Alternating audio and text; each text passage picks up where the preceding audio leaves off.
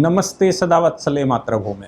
हम लोग बात करने जा रहे हैं एक बार पॉलिटिकल पार्टी के स्प्लिट पर। हालांकि जैसी करनी वैसी भरनी, ये हम सब जानते ही हैं कि आपने जैसा बोया है वैसा ही काटेंगे। अगर आप कांग्रेस तोड़कर नई पार्टी बने थे, अगर आपने टीएमसी, अगर आपने सीपीआई का कैडर अपने पास लिया था और 15 साल आपने राज किया, लोगों को दबाकर, पुलिस का प्रेशर दिखाकर, यहाँ तक कि ईडी सीबीआई की गिरफ्तारियां करवाई, प्रधानमंत्री जी का प्रवास हुआ, राष्ट्रपति का प्रवास हुआ, वहाँ आपने ड्रामे दिखाए। फिर जो आपके लॉयलिस्ट थे उनके लिए आपने धरने प्रदर्शन किए, लॉ एंड ऑर्डर को तोड़ा, यहाँ तक कि रेप केसेस में भी आपने अपने लोगों का साथ दिया। जनता आक्रोशित हो गई, लोगों को लगने लगा कि भाई ये व्यक्ति जो है वो सिर्फ अपने लिए जीती है। अपने भतीजे को आपने वो बना दिया। अब इसमें स्प्लिट होना स्वाभाविक है। मैं आज इसके पूरे प्रकरण पर पिछला कोई हिसाब नहीं रखूंगा। हम सीधी कानूनी बात करने वाले हैं और हम ये बताने वाले हैं कि आखिर कानून क्या कहता है।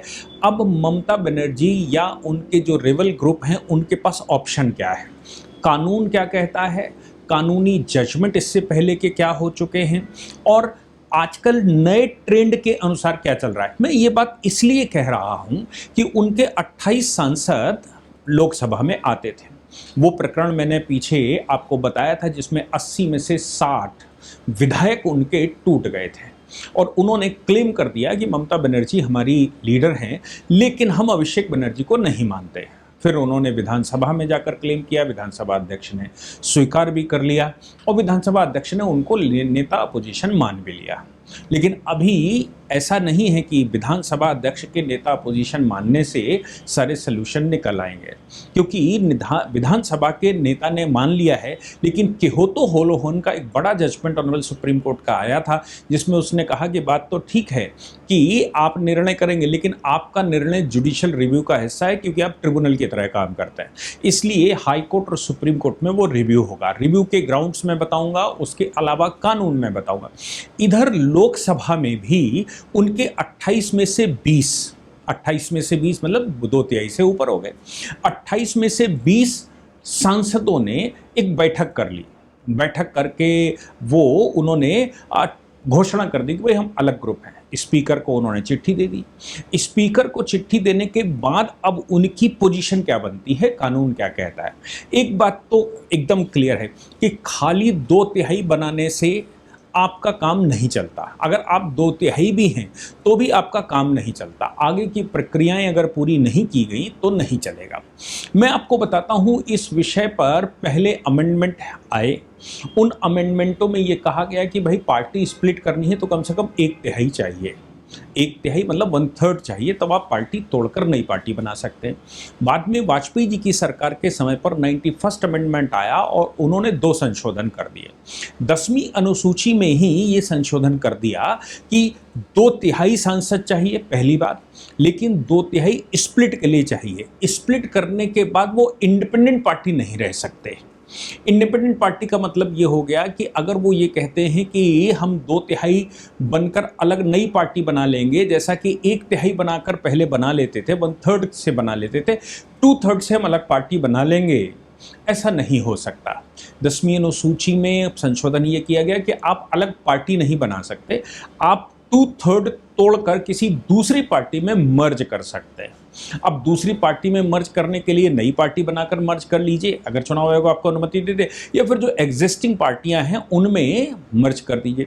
इस संशोधन 2003 के 91वें संशोधन की वजह से एक नई चीज सामने आई थी और वो नई चीज सामने ये आई थी कि लोगों ने मोर्चे रजिस्टर करके छोड़ दिए। कोई पॉलिटिकल पार्टी रजिस्टर अपने किसी व्यक्ति के नाम से रजिस्टर करवा दी, पार्टी रजिस्टर बनी रही, पड़ी रही, लेकिन जब उनको तोड़ा फोड़ी का समय मिला और पार्टी 2/3 टूटी, जिस पार्टी में वो थे, तो उन्होंने उस पार्टी में विलय कर दिया क्योंकि नई पार्टी चाहिए। कोई दूसरी पार्टी में ऐसा नहीं है कि वो पार्टी नेशनल हो, वो पार्टी किस तरह की हो, वो पार्टी चुनाव लड़ती हो नहीं लड़ती। पार्टी अगर रजिस्टर है और इलेक्शन कमीशन ने उसको रजिस्टर घोषित कर दिया है, उसके पास एक चुनाव चिन्ह है, तो वो उसमें कर सकते हैं। तो कुछ लोगों ने जहां ज़्यादा होशियार थे उन्होंने ये भी करना शुरू कर दिया। लेकिन एक और नई चीज़ एक्सपेरिमेंट में आई है, चूंकि पार्टी तोड़कर नई पार्टी बना ही नहीं सकते, तो शिवसेना और एनसीपी और अभी आम आदमी पार्टी का इलस्ट्रेशन नंबर 1 का है। क्या किया उन्होंने? 2/3 तोड़ा, चाहे हम शिवसेना की बात करें चाहे हम एनसीपी की बात करें, उन्होंने 2/3 तोड़ा। तोड़ने के बाद नई पार्टी तो बना नहीं सकते और किसी दूसरे में मर्ज कर देंगे तो आइडियोलॉजी उस पार्टी की कहां चली जाएगी, फिर आपका अस्तित्व तो खतरे में आ जाता है। फिर आप तोड़ ही क्यों रहे हैं जब दूसरी पार्टी में विलय ही करना है, क्योंकि दूसरी पार्टी में विलय का मतलब है आप उसके अनुसार काम करेंगे। तो फिर ऐसी परिस्थिति में उन्होंने ये क्लेम करना शुरू कर दिया कि हम ही ओरिजिनल हैं। शिंदे ग्रुप ने कहा हम ही शिवसेना ओरिजिनल है, और उधर एनसीपी ने भी कहा कि हम ही शिवसेना ओरिजिनल है। अब चूंकि दोनों ने कहा कि हम ही शिवसेना ओरिजिनल हैं या हम ही एनसीपी ओरिजिनल हैं, तो चुनाव आयोग और विधानसभा गया, चुनाव आयोग ने उनको मान्यता दे दी। मान्यता इस आधार पर दे दी कि 2/3 जो चुने हुए लोग का जजमेंट था उसको ध्यान में रखा। इंदिरा गांधी ने पार्टी तोड़ी थी कांग्रेस, तो कांग्रेस को उन्होंने इंदिरा कांग्रेस आई बना ली थी, और कांग्रेस आई के मिलन के समय पर यह बात सामने आ गई थी। अब इन दोनों पार्टियों ने यह कहा कि हम ओरिजिनल हैं, यानी कि दूसरी वाली पार्टी है ही नहीं, 1/3 जो बचे वो हैं ही नहीं, हम 1/3 उनके भी मालिक हैं और हम तुम्हारे अपने भी मालिक हैं। आम आदमी पार्टी, दूसरा ऑप्शन बचता है आम आदमी पार्टी का। आम आदमी पार्टी राघव चड्ढा वाला विषय सामने आया था। राघव चड्ढा के विषय में उन्होंने 2/3 तोड़ा और 2/3 तोड़कर बीजेपी में विलय कर दिया। तो विलय कर सकते हैं, चूंकि ये कहा गया कि आप 2/3 अगर तोड़ लेते हैं तो विलय करना पड़ेगा। या तो आप ओरिजिनल अपने आप को क्लेम कर लीजिए कि मैं ही ओरिजिनल हूं, क्योंकि कोई भी पार्टी किसी के बाप की नहीं होती, और या फिर ये कह दीजिए कि भाई मैं विलय कर रहा हूं 2/3 तोड़कर। ये कानून है। इस कानून में 3 बड़े जजमेंट हम कोड करते हैं। पहला बड़ा जजमेंट अगर हम कोई कोड करते हैं तो वो किहोतो होलोहन का है। किहोतो होलोहन में ये कहा कि कुछ भी कर लीजिए, आप जो है वो जुडिशियल रिव्यू के दायरे में आते हैं। दूसरा सुभाष देसाई का अभी जजमेंट आया, जिस जजमेंट ने ही सब कुछ नया तय किया एंटी डिफेक्शन लॉ को लेकर। सुभाष देसाई, ये महाराष्ट्र वाला, ये शिंदे ग्रुप वाला ही मामला था। सुभाष देसाई में 5 जजेस की बेंच ने ये बात क्लियर कर दी। उन्होंने कहा देखो भाई, आप जो हैं वो 10वीं अनुसूची में जो संशोधन किया गया वो वैलिड है, यानी कि 2/3 तोड़कर अलग पार्टी तो नहीं बना सकते। फिर उसी में उन्होंने कहा कि आपको विलय कर लें या फिर ओरिजिनल क्लेम कर लें, कर सकते हैं। तो सुभाष देसाई ने ये बात तय कर दी, और ये भी सुभाष देसाई ने तय कर ली कि अगर स्पीकर खुद में विवादित हो, स्पीकर से मतलब है स्पीकर विधानसभा अध्यक्ष, अगर खुद उसका एंटी डिफेक्शन का मामला फंसा हो, या फिर उसको मेजोरिटी का मामला फंसा हो, या उसका फंसा हो कि भाई ये रहेगा कि नहीं, रेजोल्यूशन उसके खिलाफ आया हो, तो ऐसी परिस्थिति में वो निर्णय नहीं कर सकता। अब बहुत सारे सवाल नए नए क्रिएट हो गए। सवाल ये पैदा होता है कि 3 प्रकार के हम मेंबर्स की, एक इलेक्टेड मेंबर्स हैं, दूसरे इंडिपेंडेंट मेंबर्स हैं, और तीसरे नॉमिनेटेड मेंबर्स हैं। 2003 में जो संशोधन हुआ उसने 2/3 की मान्यता दे दी थी। किहोतो होलोहन ने सुप्रीम कोर्ट में आने की मान्यता दी।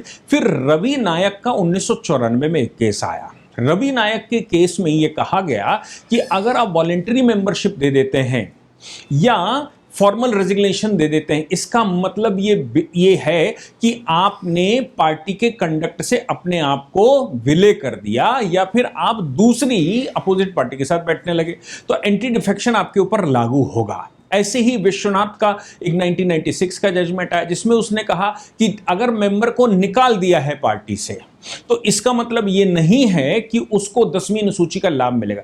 निकाल दिया तो भी विधानसभा अध्यक्ष के पास अगर उसके एंटी डिफेक्शन का मुकदमा है तो वो एंटी डिफेक्शन डिसाइड करेगा।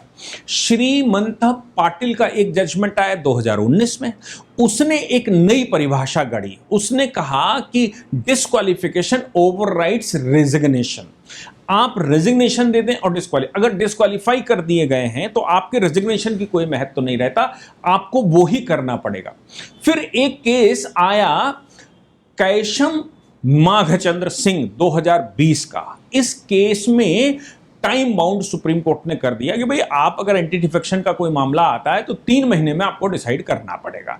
अब वो काफी चलता रहा, फिर सुभा देसाई आ गया, सुभा देसाई ने सारी चीजें क्लियर कर दी, फिर आने वाले सारों को इसमें इंक्लूड कर दिया। अब यहां पर जब एंटी डिफेक्शन की बात आती है, ममता बनर्जी की पार्टी की बात आती है, तो सवाल ये पैदा हो रहा है कि ममता बनर्जी के जो 28 में से 20 हैं, उन्होंने लोकसभा स्पीकर को यह कहा कि हम एनडीए ज्वाइन करना चाहते हैं, हमारी टीएमसी से सिटिंग अलग कर दो, ये जो मौजूदा अभिषेक बनर्जी ने जिसको नेता बनाया है उनसे हमारी सीट अलग कर दो और हम एनडीए ज्वाइन करना चाहते हैं। अब जब हम कहते हैं कि 91st अमेंडमेंट में 2003 में जो आया, जब हम उसके लिए ये कहते हैं कि आपको 2/3 तोड़कर विलय करना पड़ेगा, तो एनडीए क्या कोई पार्टी है? एनडीए कोई पार्टी तो है नहीं, वो एक पॉलिटिकल गठबंधन है। पार्टी का मतलब है इलेक्शन कमीशन ने रिकॉग्नाइज किया। क्या एनडीए को इलेक्शन कमीशन ने रिकॉग्नाइज करके एक पॉलिटिकल पार्टी माना? नहीं, ऐसा नहीं माना। तो ये जो 20 लोग हैं ये कहते हैं अगर कि हम एनडीए के साथ मिलना चाहते हैं तो उसका कोई मतलब नहीं होता, वो केवल एक कल्पना है। अगर वो ये कहते हैं हम बीजेपी में विलय करना चाहते हैं तो ऑप्शन है 2003 के अमेंडमेंट के अनुसार, लेकिन अगर वो कहते हैं हम अलग गुट बनाकर रहना चाहते हैं तो पार्टी स्प्लिट तो हो ही नहीं सकती, ना 1/3 में ना 2/3 में। या तो आप कहो हम ओरिजिनल पार्टी हैं, या फिर आप कहो कि हमने 2/3 तोड़कर कहीं विलय करने जा रहे हैं, दूसरी पार्टी में मर्ज हो जाएंगे। अगर आप ये कहते हो कि हम एनडीए ज्वाइन करेंगे तो एनडीए ज्वाइन करने से आपका काम नहीं चलता, क्योंकि एनडीए कोई पॉलिटिकल पार्टी नहीं है। हाँ, ये टैक्टिक अपनाई जा सकती है कि सरकार या एनडीए या यूपीए ज्वाइन करके कुछ दिन तक विधानसभा के अध्यक्ष को टाला जा सकता है। विधानसभा अध्यक्ष या फिर लोकसभा अध्यक्ष आपके विषय में कुछ समय तक निर्णय ना करे, बस इतना तो हो सकता है। लेकिन उसके लिए भी 3 महीने का समय चूंकि सुप्रीम कोर्ट ने तय कर रखा है, इसलिए 3 महीने में लोकसभा अध्यक्ष को भी। लेकिन ये एनोमली अभी तक आई नहीं कि हम एनडीए ज्वाइन कर लिया। एनडीए कोई रिकॉग्नाइज पार्टी नहीं, जहां तक मैं जानता हूं। अगर आप लोगों को कुछ पता हो तो आप हमें जरूर अपडेट करके बताइएगा। लेकिन अभी ममता बनर्जी का जो हाल है वो समझ लीजिए। अब ममता बनर्जी को ऐसे कहना चाहिए कि वो अब लुटी पिटी टाइप की हैं, लुट गई हैं बिल्कुल। अब किसी की मतलब किसी को बिल्कुल ही लूटना हो तो वो आप ममता बनर्जी देख लीजिए। अभी शिवसेना के पास तब भी कुछ है, अभी एनसीपी के पास तब भी कुछ है। ममता बनर्जी बिल्कुल विधानसभा में भी 2/3 टूट गए, उससे ज्यादा टूट गए, और लोकसभा में भी 2/3 उससे ज्यादा लूट गए। जो पदाधिकारी तमाम थे उन्होंने रेजिग्नेशन दे दिए, आपने समिति भी भंग कर दी। पॉलिटिकल पार्टी में अगर आपने समितियां भंग कर दी हैं और आप और अभिषेक बनर्जी 2 ही लोग रह गए हैं, महुआ मोइत्रा जैसे एक मुंहखोर एक आध और आपके पास हैं जो ये यूसुफ को पठान पर सवाल खड़े कर रहे हैं, क्योंकि ममता बनर्जी अब लोकसभा आना चाहती हैं और लोकसभा में आकर अपने पुराने रोल में वो अपना मुंह चलाना चाहती हैं जैसे वो पहले चलाती नहीं। इसके लिए एक लोकसभा की सीट चाहिए। 2029 के चुनाव तक इंतजार कैसे करें? लोकसभा की सीट के लिए उनको यूसुफ पठान, जो सीट कभी नहीं जीती थी इन्होंने, वो यूसुफ पठान को जब खड़ा कर दिया क्योंकि वहां मोर देन 50% मुसलमान थे। यूसुफ पठान वहां से इनकी पार्टी से पहली बार आ गया। अब इनको लगता है कि मैं मुसलमानों की एक्सक्लूसिव नेता हो चुकी हूं, इसलिए यूसुफ पठान से अगर इस्तीफा दे दिए तो वो हमारी सेफ सीट हो जाएगी, मैं लोकसभा चली जाऊंगी। यूसुफ पठान से बात की होगी, उन्होंने मना कर दिया। उन्होंने कहा कि भाई मैं चुनाव लड़कर आया हूं, आपकी पॉलिटिकल पार्टी की टिकट वो अलग बात है, लेकिन मैंने चुनाव लड़ा, मैं इस्तीफा कैसे दे दूं? यूसुफ पठान से एज यूजुअल, आप देखो यूसुफ है पठान है, इतिहास गवाह है कि आप विश्वास नहीं कर सकते। आपने विश्वास किया कि विश्वासघात होगा। अब ममता बनर्जी को लगता है कि हमने विश्वास किया था इन पर, अब ये इस्तीफा दे देंगे, इतने विश्वास पात्र हैं। लेकिन जब इतिहास गवाह है कि एक पार्टिकुलर कम्युनिटी अपने बाप मां परिवार किसी की सगी नहीं हो सकती, वो सत्ता के लिए अपने बाप की सर कलम करके बैठे हैं, चचा की जान लेकर बैठे हैं, परिवारों को नष्ट करके बैठे हैं, कैसे आप उम्मीद कर सकते हैं कि वो उनके समुदाय में वैलिड भी है? क्योंकि वो तो एक ऊपर वाले का काम कर रहे हैं, नीचे तो कोई होता ही नहीं है। तो ऐसी परिस्थिति में आप यूसुफ पठान से उम्मीद तो नहीं कर सकते। महुआ मोइत्रा को बड़ी बुरी लग गई, बोली तुम यहां पर इसलिए हो क्योंकि ममता बनर्जी थी, तुम इसलिए जीते क्योंकि ममता बनर्जी ने जितवाया, तुम इसलिए आए उसलिए। तो महुआ मोइत्रा जैसे जो स्पोक्स पर्सन हैं, जिनको प्लेटफॉर्म चाहिए, बाकी सब निबट गए, वो उनके साथ खड़ी हैं। हो सकता है कि भविष्य में वो भी कहीं इधर उधर चली जाएं, क्योंकि उनकी शादी भी किसी दूसरी पॉलिटिकल पार्टी के नेता से हुई है, तो वो उस पार्टी में चली जाएं, उसका भी आधार वहीं पर है, वो अगल बगल का ही मामला है।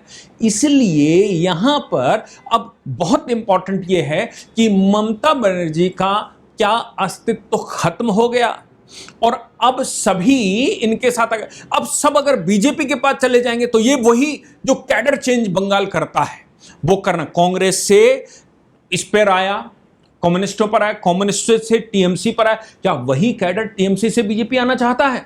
और अगर वो बीजेपी आ जाता है तो उसको सुधारने का बीजेपी का इरादा है, या वो कैडर वैसे ही बना रहेगा? मैं नहीं समझता कि भारतीय जनता पार्टी उस कैडर को अपनी ओरिजिनल स्थिति में रहने देगी, क्योंकि इलस्ट्रेशन तो बहुत खराब खराब हैं। जो कोई भी भारतीय जनता पार्टी में आया उसने अस्तित्व खत्म किया और वो सुधर गया। कोई राम, कोई दारू, कोई ये कहता था, वो सब सुधर गए, और जो नहीं सुधरे वो अपने किनारे लग गए, ये पार्टी से बाहर हो गए या जेलों में पड़े हैं। तो देखो, भारतीय जनता पार्टी की लाइन पर अगर आप आ जाएंगे तो अच्छा है, लेकिन आप ये सोचते हैं कि कैडर जैसे पहले चेंज होता रहा वैसा हम चेंज करके आ जाएंगे, तो मुझे ये असंभव सा लगता है। बाकी ये जो मैंने लीगल एनालिसिस की है और आपको कानूनी प्रावधान बताए हैं, जजमेंट गिनाए हैं, इनके आधार पर आपको क्या लगता है? क्या ममता बनर्जी लुटपिट कर बराबर हो गई हैं? क्या ममता बनर्जी को इससे बड़ा शौक और कोई नहीं लग सकता था?